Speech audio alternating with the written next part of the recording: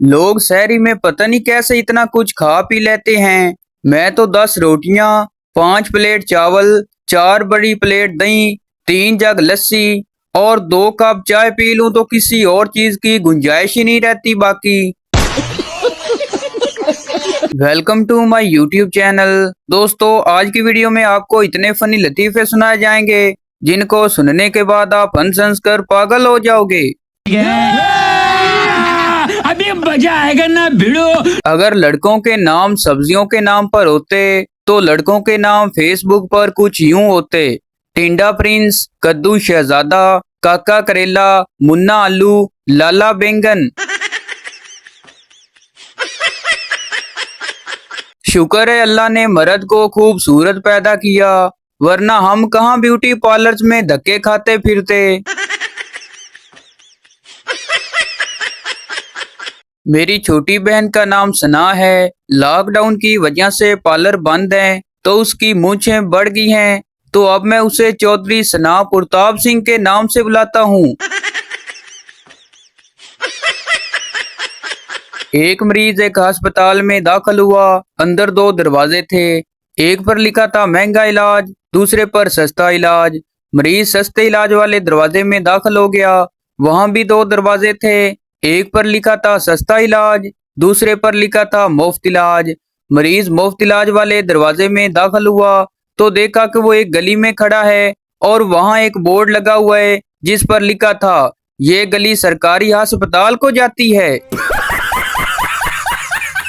एक लड़की दुकानदार से कहने लगी, भाई स्किन कलर का कपड़ा दिखाओ। दुकानदार बोला, बाजी स्किन कलर मुंह वाला या पाँव वाला? लड़की बोली, तुर फिटे मुंह। अंग्रेज अपने बड़ों की जरा भी इज्जत नहीं करते। न्यूटन और आइंस्टाइन हमारे यहाँ होते तो सालाना उर्स होते। लड़कों बेचारों को पेपर सारा आता है, बस बेचारे ये भूल जाते हैं कि किस सवाल का जवाब कौन सी जेब में पड़ा है। हमारी अवाम इतनी तरक्की पसंद है कि तमीराती काम हो रहा हो तो 2-3 घंटे बिला वजह खड़े होकर देखते रहते हैं। ये आम बात है कि शख्स का नाम अलग होता है, लेकिन जब हजूम में ओए बेगैरत बोलो तो 5-10 बंदे मुड़कर जरूर देखते हैं।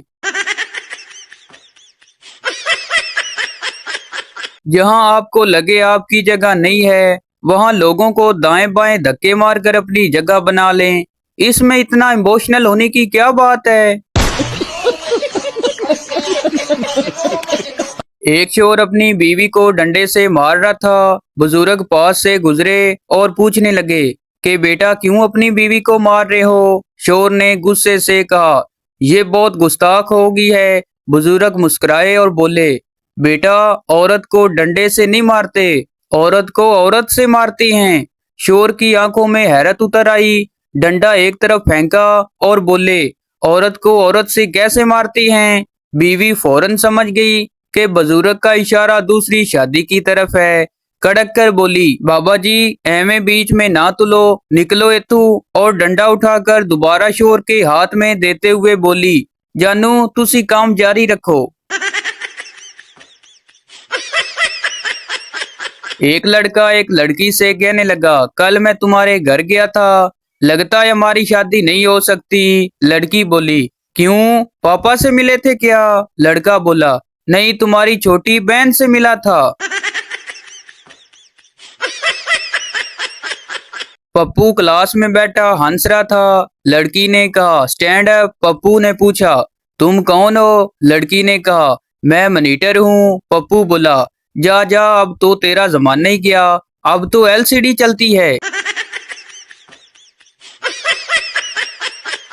एक मुकदमे में बहस के दौरान 2 वकीलों ने आपस में लड़ना शुरू कर दिया। एक बोला, दुनिया में तुम जैसा बेवकूफ कोई ना होगा। दूसरे ने तैश में आकर कहा, और तुम जैसा अहमक और घटिया इंसान कोई ना होगा। ये सुनकर जज ने कहा, ऑर्डर ऑर्डर, तुम्हें मालूम नहीं कि यहाँ मैं भी मौजूद हूँ। एक दफा एक आदमी एक गांव की सैर को गया। उसने गांव के एक शख्स से बातों के दौरान में कहा था, क्या यहाँ भी कोई बड़ा आदमी पैदा हुआ है? आदमी ने सादगी से जवाब दिया, नहीं जनाब, यहाँ हमेशा बच्चे ही पैदा होते हैं। रेलवे स्टेशन पर शेख साहब की बेगम बोली, शेख साहब बहुत प्यास लगी है, पानी तो ला दें। शेख बोला, क्यों ना तुम्हें चिकन बिरयानी खिलाऊं, चटनी और सलाद के साथ। बेगम बोली, अरे वाह, चिकन बिरयानी चटनी और सलाद के साथ, मुंह में पानी आ गया। शेख बोला, बस इसी पानी से काम चला लो। एक बच्चे ने अपने दादा से कहा, दादाजी आप जरा अपनी आंखें बंद करें। दादा ने पूछा, क्यों बेटा? बच्चे ने कहा, दादा जान, अम्मी कहती हैं दादा की आंखें बंद होते ही हमें बहुत सारी दौलत मिलेगी। एक मौलवी तकरीर कर रहा था, आजकल की औरतें इतने कम और बारीक लिबास पहनती हैं कि उनका सारा जिस्म नजर आता है, उनकी टांगे, उनके बाजू सब नजर आते हैं। एक आदमी बोला, मौलवी जी सुबह सुबह तकरीर करो, सानू गरम ना करो। एक बार कुछ बच्चे झूठ बोलने का मुकाबला कर रहे थे कि जिसने सबसे बड़ा झूठ बोला उसे इनाम दिया जाएगा। अभी बच्चों ने खेल शुरू किया ही था कि वहां से एक आदमी का गुजर हुआ। उसने नहायत प्यार से बच्चों से पूछा, बच्चों आप यहाँ कौन सा खेल खेल रहे हैं? एक बच्चे ने बताया, सबसे बड़ा झूठ बोलने का। ये सुनकर उसको गुस्सा आ गया और उसने बच्चों को डांटते हुए कहा, जब मैं तुम्हारी उम्र का था तो एक भी झूठ नहीं बोलता था। वो बच्चा अपने बाकी साथियों की तरफ मुड़ा और बोला, मेरा ख्याल है कि पहला इनाम इस आदमी को मिलना चाहिए। चांदी का घोड़ा सोने की लगाम। वीडियो देखने वालों को मेरा सलाम। पेप्सी पीने वालों स्प्राइट भी पिया करो। मेरी वीडियो देखने वालों चैनल को सब्सक्राइब भी कर लिया करो। एक खातून जब कार पार्किंग में अपनी कार के पास पहुंची तो एक सिपाही ने कहा, मोहतरमा आपकी कार की नंबर प्लेट उल्टी है। खातून ने कहा, हाँ मैं जानती हूँ, इससे मुझे कार तलाश करने में मुश्किल नहीं होती। एक इलाके में जल्जला आने की पेशगोई की गई। एक आदमी ने एहतियातन अपने बेटे को दूर किसी इलाके में अपने एक रिश्तेदार के पास भेज दिया। चंद दिनों बाद उसे एक खत मिला जिसमें लिखा था, भाई साहब अपने लड़के को फौरन बुला लो और जल्जला बेशक इधर भेज दो। एक सरदार ने दुकान से नए जूते खरीदे और दुकानदार ने 2 साल की गारंटी भी दी। सरदार बहुत खुश था। दूसरे दिन सरदार बहुत गुस्से में दुकानदार के पास आया और बोला, बड़े मकार आदमी हो, तुमने शूज की 2 साल की गारंटी दी थी लेकिन वो तो कल ही चोरी हो गए हैं। डॉक्टर बतूनी औरत से कहने लगा, आप कोई बीमार नहीं, सिर्फ आराम की जरूरत है। औरत बोली, लेकिन मेरी जबान तो देखिए। डॉक्टर बोला, इसी को तो आराम की जरूरत है।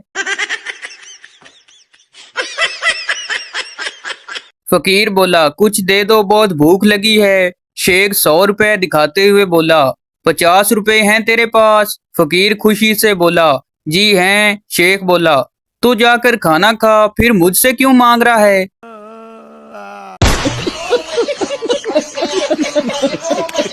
मालिक बोला, तुम इस महीने में 4 छुट्टियां ले चुके हो। एक मर्तबा तुम अपनी बीवी को ट्रेन में सफर के लिए गए थे, एक मर्तबा तुम अपनी सास के जनाजे में गए थे, एक मर्तबा तुम्हारी बेटी की सालगिरह थी, एक मर्तबा तुम्हारा लड़का बीमार हो गया था।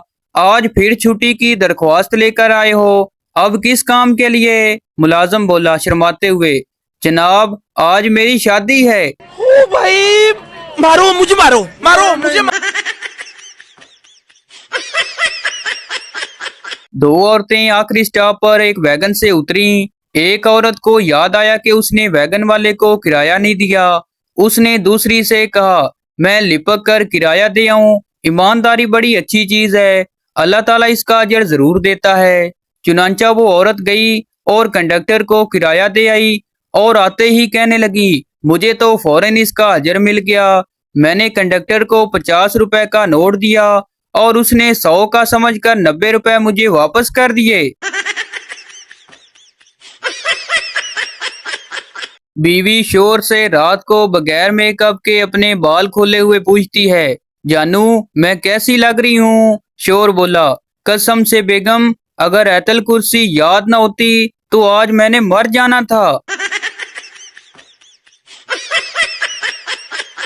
एक वकील गवाह से कहने लगा, जब जमील ने शकील को मारा था तो तुम इन लोगों से कितने फासले पर खड़े थे? गवाह बोला, 8 गज 2 फुट और 6 इंच के फासले पर। वकील बोला, तुमको कैसे पता चला कि फासला इतना ही है? गवाह बोला, मुझे मालूम था कि कोई अहमक मुझसे ये सवाल जरूर पूछेगा, इसलिए मैंने फासला नाप लिया था।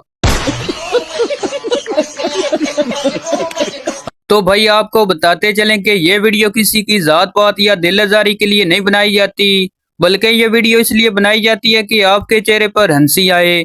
तो ये थी हमारी आज की वीडियो। उम्मीद करता हूँ आपको अच्छी लगी हो, तो इस चैनल को सब्सक्राइब लाइक जरूर कर दें ताकि आने वाली इस तरह की मज़ाहिया वीडियो आप तक पहुँचती रहे।